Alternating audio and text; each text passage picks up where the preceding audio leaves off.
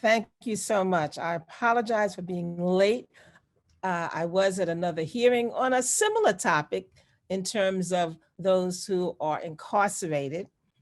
Similar, related, but we just need to make sure that we continue to press. The meeting that I was on was for the Education Committee, and they were addressing the fact that our young people who are in fact detained or incarcerated either in the close to home programs or at Rikers are in fact not getting the appropriate educational instructions that they should have as a right of being a citizen, being a resident here in New York.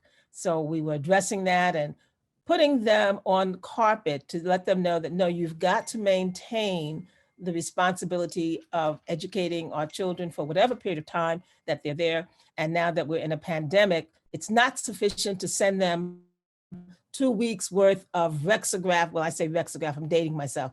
2 weeks worth of material for them to complete and then send off without any kind of interaction or feedback in a timely way that they can get some nourishment from what they're doing and some correction and guidance. So that was the issue at hand.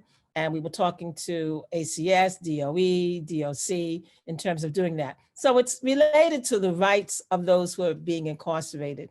And certainly now, as we're taking on this topic of looking at what CUNY is doing, how they are in fact having contracts with the prison industry that is in fact perpetuating this concept of slavery and the concept of people getting paid, quote, slave wages for the work that would be thousands of times more equitably, more compensated if they were in the private sector.